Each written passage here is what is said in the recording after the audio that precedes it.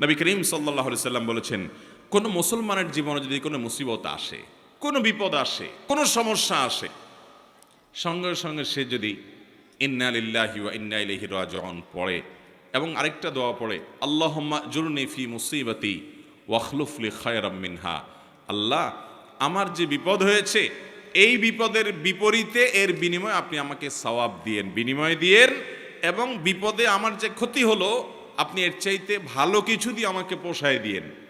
এই দোয়া যদি কেউ পড়ে তো আল্লাহ রাব্বুল আলামিন তার ওই বিপদে যা ক্ষতি হবে তার থেকে বেশি দিয়ে তাকে অবশ্যই পুষিয়ে দিবেন।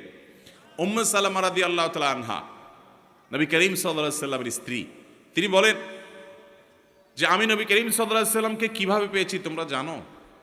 অদ্ভুত ঘটনা, শিক্ষা নেওয়ার মতো একটা ঘটনা। তিনি বলেছেন যে আমার স্বামী আবু সালামা যখন মারা গেলেন আমি খুব বেশি ব্যথিত হলাম, মর্মাহত হলাম যে একজন ভালো সঙ্গী হারালাম, স্বামীকে হারালাম। তো আল্লাহর কাছে আমি কেঁদে কেটে নবী সাল্লাল্লাহু আলাইহি সাল্লামের শেখানো এই দোয়াটা পড়েছি, আল্লাহুম্মা জুরনি ফি মুসিবাতি, আল্লাহ আমার মুসিবত এবং বিপদে আপনি আমাকে বিনিময় দিয়েন, বিপদ যে হলো এর বিনিময় আপনি আমাকে দিয়েন, ওয়াখলুফ লি খায়রাম মিনহা, এবং এই বিপদে আমার যা ক্ষতি হলো, আমি যে হারালাম স্বামীকে, তার চাইতে বেটার কিছু আমাকে দিয়েন। আমি দোয়া আল্লাহর কাছে করে গেছি সব সময়। আল্লাহ তাআলা আবু সালামা আমার স্বামীর মৃত্যুর পর অকল্পনীয়ভাবে, অভাবনীয়ভাবে আমাকে মুহাম্মদুর রাসূলুল্লাহ সাল্লাল্লাহু আলাইহি ওয়াসাল্লাম স্ত্রী বানিয়ে দিয়েছে। আবু সালামাকে হারিয়ে তার চাইতে বেটারটা পাইছেন না, পান নাই? মুহতারাম হাজরিন, অতএব যেই কোনো বিপদে ইমানদারের ইমান যত মজবুত হবে সে তত বেশি হাসতে পারবে যে আলহামদুলিল্লাহ আমার রব আমাকে যে অবস্থা রেখে খুশি, আমি অবস্থার উপরে খুশি, এবং বিপদ যতই আসবে আমি সেটাকে ওয়েলকাম করব, বেসবর হব না, ধৈর্যহীন হব না। আমাদের সংসারগুলোতে আজ যে অশান্তি, আমাদের সমাজে যে আজ বিশৃঙ্খলা, অশান্তি, এর মূল যদি কয়েকটা কারণ বের করা হয়, অন্যতম প্রধান কারণ হবে বেসবর, ধৈর্যহীনতা, সবরহীনতা। ঘরে ঘরে সংসারগুলো টিকছে না, ভেঙে খান খান হয়ে যাচ্ছে, প্রতি মুহূর্তে মুহূর্তে বিবাহ বিচ্ছেদের ঘটনা ঘটছে। অন্যতম কারণ ধৈর্য সহ্য নাই, ছেলেরও ধৈর্য নাই, মেয়েরও ধৈর্য নেই, কিছু হলেই সব হটমেজাজি হয়ে যায়, সবাই কাট্টি দেওয়া শুরু করে। কাট্টি বুঝেন তো? আপনাদের এলাকায় কি বলে? দোস্ত দোস্ত একটু অভিমান হলে, রাগারাগি হলে বলে না তোর সাথে কাট্টি, এই যে তোর সাথে আর কথা নাই। স্বামী স্ত্রীর মধ্যে আজকাল এই অবস্থা, প্রতিটি ঘরে ঘরে অশান্তির মূল কারণই হলো সবরহীনতা, যে ধৈর্য জিনিসটা আজ আমাদের কাছ থেকে নাই। এটাকে আমরা ইবাদত মনে করি না। একটা জটিলতা হলো আমালুল কুলুব বা অন্তরের আমলগুলোকে আমরা একেবারে কেয়ার করি না, অথচ অন্তরের আমলগুলোর গুরুত্ব অনেক বেশি। আমরা বাহ্যিক আমলকে গুরুত্ব দেই, নামাজ পড়া বাহ্যিক আমল, সিয়াম পালন করা বাহ্যিক আমল, যাকাত দেওয়া বাহ্যিক আমল, তেলাওয়াত করা বাহ্যিক আমল, এগুলো বাহ্যিক অঙ্গ প্রত্যঙ্গ দিয়ে, চোখ মুখ হাত পা এগুলো দিয়ে করতে হয়।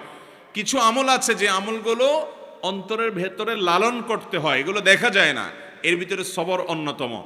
এই আমলটা যদি কেউ করতে পারে, ভেতরে যদি ধৈর্যটা আনতে পারে, এটা নিজের সঙ্গে নিজে সংগ্রাম করে করতে হয়, এর জন্য লড়াই করতে হয়, এর জন্য সমালোচনা করতে হয়, নিজের হিসাব মিলাতে হয় যে আমি মানুষটা কতটা ধৈর্যশীল, কতটা ধৈর্যহীন, আমি কতটা হটমেজাজি হই, বউয়ের সাথে কয়বার আমি বদমেজাজি দেখাই, বউ হিসাবে তিনি চিন্তা করবেন স্বামীর সাথে কয়বার তিনি বদমেজাজি করেন, প্রতিদিনের হিসাব মিলাবেন, এরপর তিনি নিজের যোগ বিয়োগ করে নিজেকে সংশোধনের চেষ্টা করবেন। আমরা চেষ্টা করবো তো ইনশাআল্লাহ। আল্লাহ রাব্বুল আলামিন আপনাকে, আমাকে, আমাদের সবাইকে সবরকারী মানুষদের কাতারে শামিল হওয়ার তৌফিক দান করুন। মুহতারাম হাজিরিন, নবী করিম সাল্লাল্লাহু আলাইহি ওয়াসাল্লাম তিনি তার সাহাবায়ে কেরামকে সবরের প্রশিক্ষণ দিয়েছেন। এমন কিছু সাহাবী সঙ্গী তিনি পেয়েছেন যারা ধৈর্যের রুদ্রমূর্ত প্রতীক ছিলেন, তারা এরকম দৃষ্টান্ত ছিলেন যে তাদের ধৈর্য, এক একজনের সবরকে আমরা যদি অ্যানালাইসিস করি তো বিশাল বড় বড় হিস্ট্রি হয়ে যাবে, অনেক বড় দাস্তান হয়ে যাবে, শুধুমাত্র এক একজন সাহাবীর সবরকে যদি আপনি অ্যানালাইসিস করেন, গবেষণা করেন। আজ মুসলমানদের মধ্যে এটার বড় বেশি অভাব। সবর করার চেষ্টা করবো তো ইনশাআল্লাহ। মুশকিল হলো আমরা যারা বদমেজাজ, আমাদের সবর কিভাবে আসবে? আমরা অনেকে চেষ্টা করি কিন্তু ধৈর্য ধারণ করতে পারি না। ওই যে ডায়রিয়ার রোগীর মতো ডাইরেক্ট হয়ে যায়, হুটহাট করে যা তা বলে ফেলি, পরে আফসোস করি। তো সবর আনার জন্য কিছু আমল আছে ভাইরা। নাম্বার 1, আপনার ভিতরে সবর আনার জন্য আপনি প্রতিনিয়ত আল্লাহ রাব্বুল আলামিনের কাছে দোয়া করবেন যে আল্লাহ আপনি আমাকে সবর এবং ধৈর্য ধারণ করার তৌফিক দান করেন। যেই কোনো বদামল দূরের জন্য আল্লাহ তাআলার কাছে পানাহ চাইতে হয়। নবী আলাইহিস সালাম পানাহ চাইতেন, এই জন্য আল্লাহর কাছে দোয়া করতে হবে। নাম্বার 2, ধৈর্যশীল মানুষদের সাথে থাকতে হবে। কিছু মানুষ আছে দেখবেন যে তুফান হয়ে গেছে, কিন্তু উনি ঠান্ডা মাথায় সব কিছু ডিল করছেন, অস্থির হচ্ছেন না, হুলস্থুল করছেন না, এবং খুব ঠান্ডা মাথায় উনি শান্ত মেজাজে সব কিছু ডিল করে ফেলছেন, সব কিছু সমাধান করে ফেলছেন। এরকম কিছু ঠান্ডা মাথার মানুষ সব সমাজে আছে। এই মানুষগুলোকে খুঁজে খুঁজে বের করে এদের সাথে থাকবেন। দেখবেন যে আপনি যেটার কারণে আগুন হয়ে যেতেন, উনি সেটার ব্যাপারে দেখবেন যে একেবারে ঠান্ডা পানির মতো শীতল, উনি একেবারে অস্থিরতা দেখাচ্ছেন না। এরকম মানুষগুলোর সোহবত এবং সান্নিধ্য আপনাকে সবরকারী হতে সহায়তা করবে। এটা সব দিকেই পাবেন। কিছু না কিছু মানুষ পাবেন যে তারা খুব বেশি সবর করতে পারে, তাদের মধ্যে আত্মনিয়ন্ত্রণ ক্ষমতা অনেক বেশি। তাদের সান্নিধ্যে যত বেশি থাকবেন তত বেশি আপনার মধ্যে এই সবর করার মানসিকতা আসবে ইনশাআল্লাহ। নাম্বার 3, যদি কখনো আপনার রাগ দেখানোর মতো পরিস্থিতি তৈরি হয়, আপনি নিজেকে বলবেন ঠিক আছে রাগ দেখাবা তুমি, কিন্তু এখন না, একটু পরে, একটু পরে। যদি কিছু সময় ক্ষেপণ করতে পারেন, এরপরে যদি রাগ করেনও, সেই রাগটা হবে ব্যালেন্সের রাগ, সেটাতে বেসবরির কোনো কিছু থাকবে না, একেবারে সেটা দেখবেন যে ভারসাম্যর সাথে আপনি একেবারে রাগ করতে পারবেন, যে রাগে ক্ষতিকর কিছু হবে না। আর যদি যখন হট মেজাজ হলো না এখনই আমি এটা দেখে ছাড়বো, তাহলে শেষ, আপনি আর সামনে আগাইতে পারবেন না। যত বদমেজাজি মানুষ আছে এরা দেখবেন যে তৎক্ষণাৎ কিছু একটা করে ফেলতে চায়। যদি তারা সবর করে নিজেকে আটকে রাখতে পারে যে ঠিক আছে করব, আর একটু পরে, একদিন পরে করেন, দেখবেন রাগ অটোমেটিক অর্ধেকে নেমে গেছে। কথা কি বুঝাতে পারছি? নাম্বার 4, সবর নিজের ভিতরে আনার জন্য বদমেজাজ এবং রাগ নিয়ন্ত্রণের যে আমলগুলো আছে সেগুলো করবেন। সে আমলগুলো কি কি? নাম্বার 1, আউযু বিল্লাহি মিনাশ শাইতানির রাজিম বেশি বেশি করে পাঠ করা। কোরআন কারীম আল্লাহ বলেছেন ইম্মা ইয়ানজাগান্নাকা মিনাশ শাইতানি নাজগুন ফাস্তাইয বিল্লাহি মিনাশ শাইতানির রাজিম।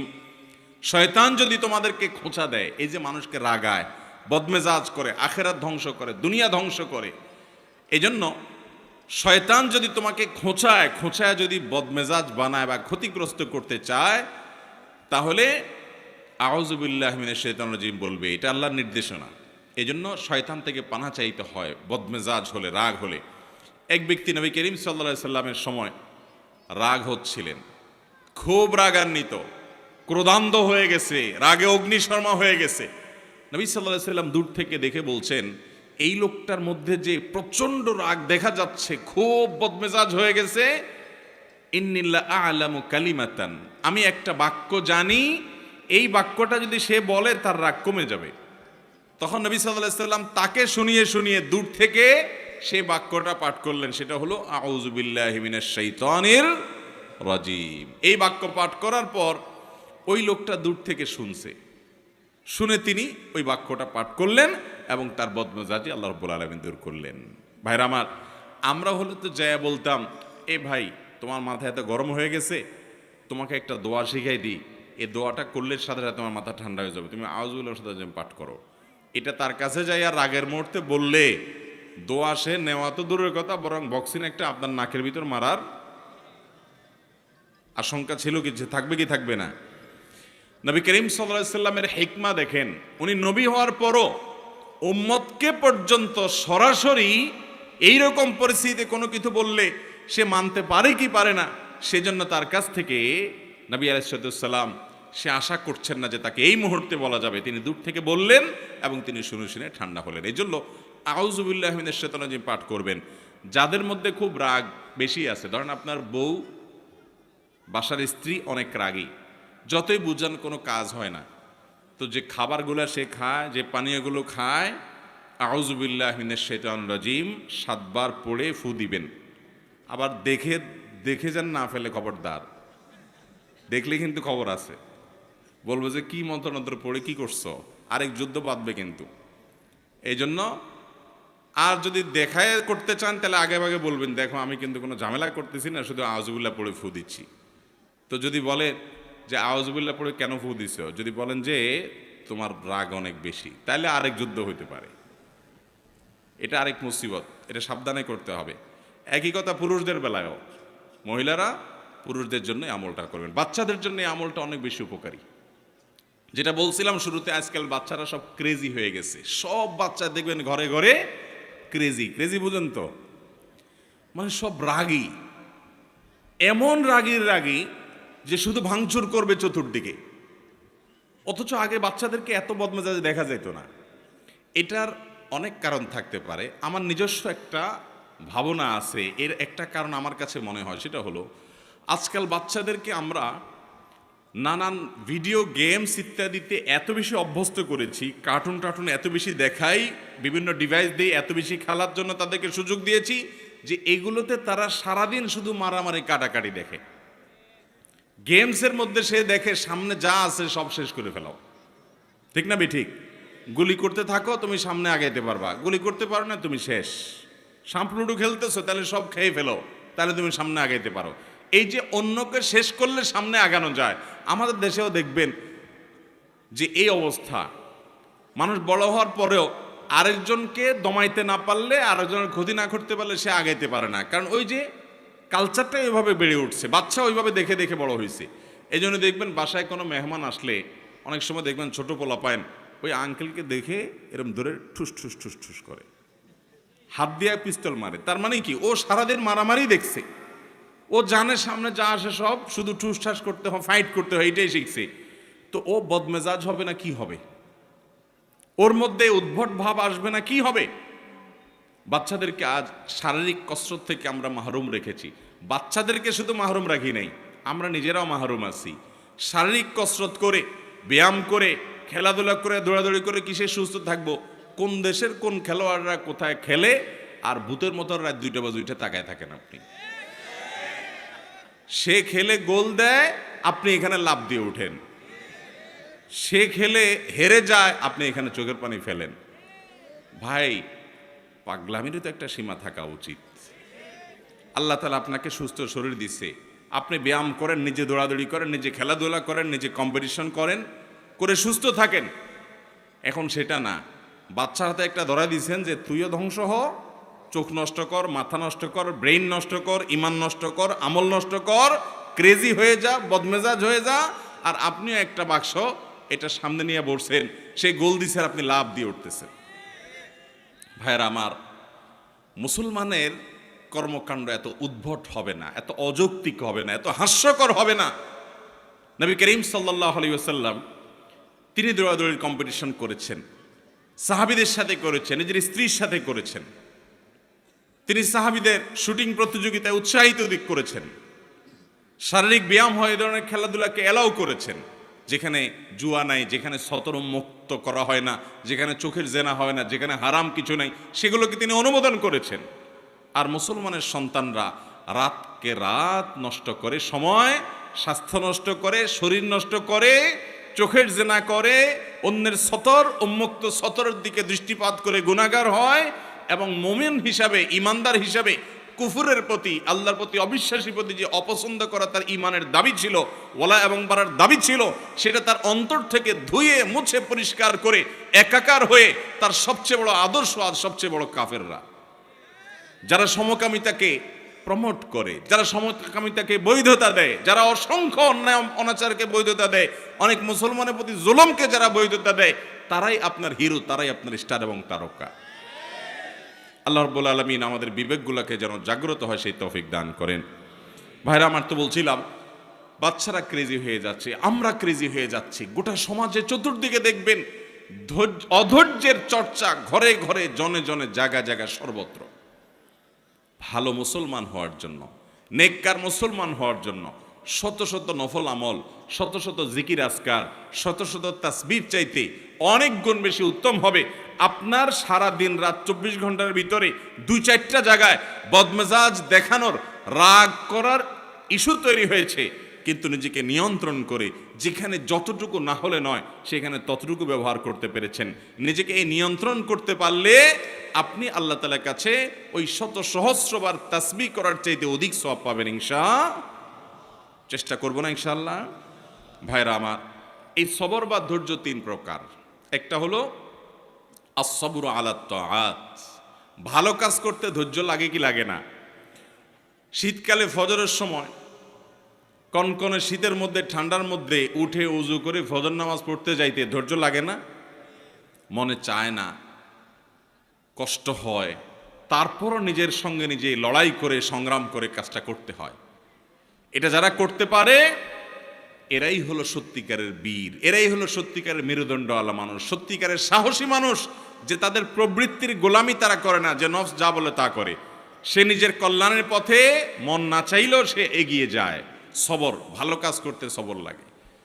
আর দ্বিতীয় ধৈর্য হলো আস-সবরু আনিল মাসিয়া, পাপের কাজ, অপরাধের কাজ, এগুলো থেকে বাঁচার জন্য সবর লাগে। আপনার চোখের এরিয়াতে অনলাইনে, অফলাইনে, ফেসবুকে, বাহিরে বিভিন্নভাবে সুন্দরী নারী চলে আসছে, অশ্লীল কোনো দৃশ্য চলে আসছে। আপনার ভেতর থেকে প্রবৃত্তি বলছে দেখে নে, তাড়াতাড়ি দেখে নে, মিস হয়ে যাবে, চলে যাবে, তাড়াতাড়ি দেখ। মন থেকে আপনাকে উস্কে দেয়।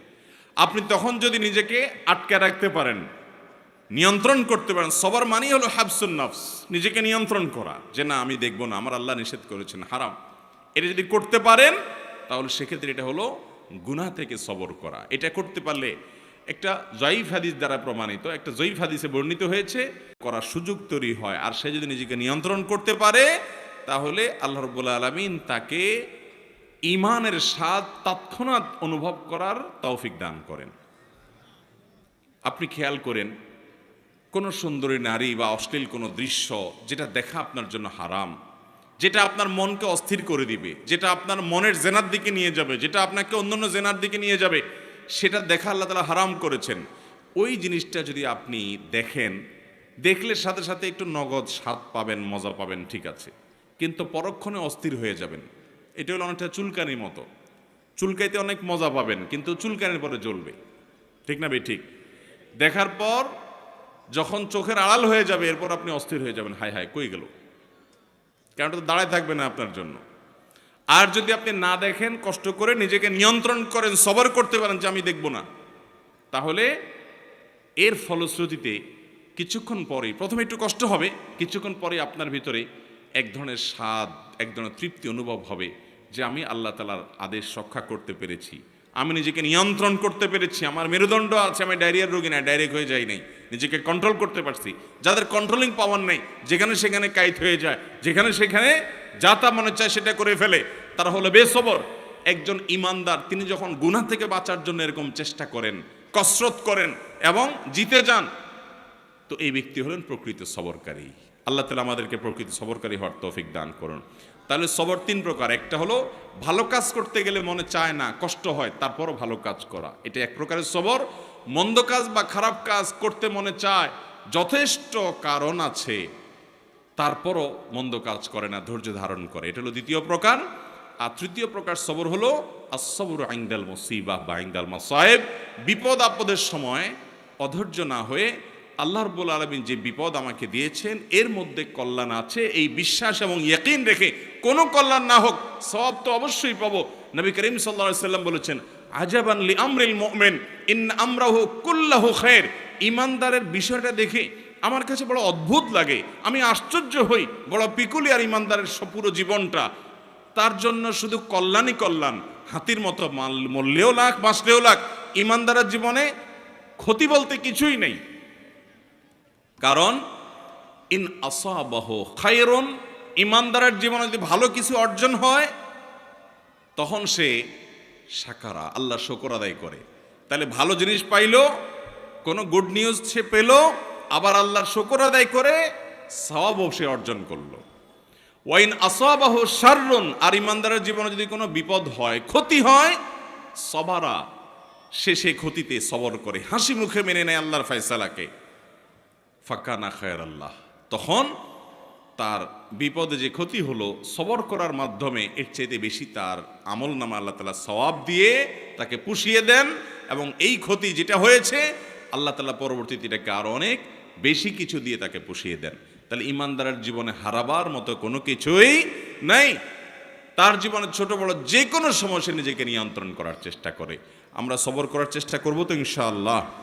আজ থেকে আসুন তাহলে আমরা একটু সংকল্প করি, শপথ করি যে আগামীকাল থেকে সকাল থেকে রাত পর্যন্ত আমরা শোয়ার আগে একটু হিসেব মেলাবো। মুশকিল শোয়ার আগে তো আমাদের টাইম নেই, কারণ মোবাইলে মোনাজাত ধরতে ধরতে আমাদের ঘুমাইতে হয়, ঠিক না ভাই? ঠিক। দুই হাতে মোনাজাত ধরে এত লম্বা মোনাজাত যে ঘুমের চোটে মুখের উপরে মোবাইল পড়ার আগ পর্যন্ত ঘুমায় না।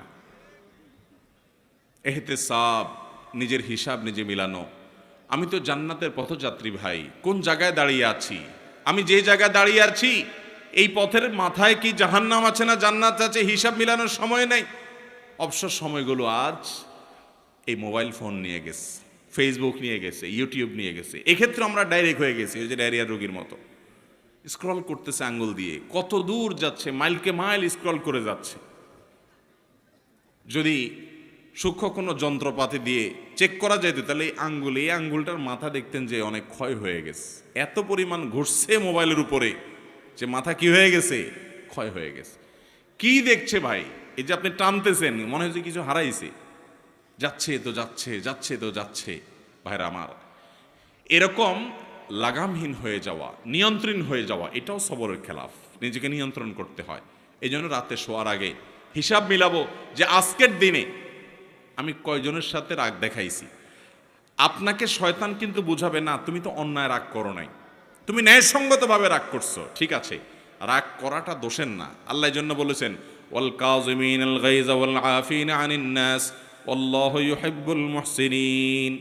যারা নিজেদের রাগকে সংবরণ করতে পারে এবং যারা মানুষকে ক্ষমা করতে জানে, এবং আল্লাহ রাব্বুল আলামিন ভালোবাসেন যারা মানুষের প্রতি অনুগ্রহ করে। হটমেজাজি হয়ে কাউকে সাইজ করে দিলেন আর বললেন হ্যাঁ আমি অন্যায়ের বিরুদ্ধে তো প্রতিবাদ করছি, দরকার আছে অন্যায়ের বিরুদ্ধে প্রতিবাদ, অন্যায় বিরুদ্ধে বাধা দেওয়ার দরকার আছে, কিন্তু নিজের আখলাক নষ্ট করে না, নিজের আখলাক ঠিক রেখে পরিমাপ করি। এই জন্য আল্লাহ তাআলা বলেছেন ওয়াল কাযিমিন আল গায়জ। আল্লাহ বলেন নাই ওয়াল আদিমিন আল গায়জ, যাদের মধ্যে রাগ নাই তাদের প্রশংসা আল্লাহ করেন নাই। যাদের মধ্যে রাগ আছে কিন্তু এটা নিয়ন্ত্রণ করে, যেখানে যতটুকু ডোজ দেওয়া দরকার ততটুকু দেয়, এই মানুষগুলো আল্লাহ তাআলার কাছে প্রিয় পাত্র হয়। কোন এক সালাফ, আল্লাহর কোন এক নেককার বান্দা, তার একজন অধীনস্থ কাজের লোক একই ভুল বারবার করে, তো উনি ধমক দিয়েছেন, দিয়ে বলেছেন তোমাকে কতবার বলবো আর বলো, আর তোমার মাফ নাই। তখন সে লোকটা বলল আল্লাহর কাছে কিয়ামতের দিন আপনি একই অপরাধ বারবার করার কারণে কতবার ক্ষমার আশা করেন, আমাকে ততবার করলেই হবে। ভাইরা আমার, আজ শয়তান আমাদেরকে নানা ভুল বুঝিয়ে বেসবর করছে। সবর করার চেষ্টা করব তো ইনশাআল্লাহ। তো যেটা বলছিলাম যে দিন শেষে হিসাব করবেন যে আজকের দিনে মোট কয়টা বেসবরি হয়েছে, নোট নিবেন, কোথাও লিখে রাখবেন। পরের দিন চ্যালেঞ্জ নেবেন যে না আজকে যেন আমার এই সংখ্যাটা কোনোভাবে স্পর্শ না হয়েছে, কম যেন হয়। এইভাবে যদি আপনি চেষ্টা করতে থাকেন একসময় দেখবেন অনেক কঠিন কঠিন সময় আল্লাহ তাআলা আপনাকে মাথা ঠান্ডা রেখে কাজ করার তৌফিক দিয়েছেন। দুনিয়াতেও উন্নতি করতে পারবেন, আখিরাতেও পারবেন। আর বেসবর হবেন, জায়গায় জায়গায় বেইজ্জত হবেন। দুনিয়ার বেইজ্জতিও নিশ্চিত, আখিরাতের বেইজ্জতিও নিশ্চিত। অতএব আখলাক যেটা কিয়ামতের ময়দানে সবচেয়ে ওজনী আমল হবে, আখলাক যেটার কারণে জান্নাতের সর্বোচ্চ শিখরে যেতে পারবেন, আখলাক সুন্দর করার কারণে আল্লাহর প্রিয় পাত্র হতে পারবেন, এই আখলাকটার ব্যাপারে আমরা খেয়াল করি না, অন্যান্য আমলের দিকে আমরা খেয়াল করি। এই জন্য সবরের বিষয়ে কিছু কথা বললাম। আল্লাহ তাআলা আমাকে, আমার মধ্যেও যে খুব একটা সবর আছে তা নয়, এ কথাগুলো বলার উদ্দেশ্য আল্লাহ যেন আমাকেও সবরকারী বানান, আপনাদেরকেও বানান, আমরা সবাই যেন সবরকারী হতে পারি। আর সে আজিমের মালিক আমাদেরকে সবাইকে যেন ধৈর্যশীলদের কাতারে শামিল করেন, সেই দোয়া করছি। আল্লাহ তাআলা আমাদের সবাইকে তৌফিক দান করুন। জাযাকুমুল্লাহু খায়রা ওয়া আখিরু দাওয়ানা আলহামদুলিল্লাহি রাব্বিল আলামিন।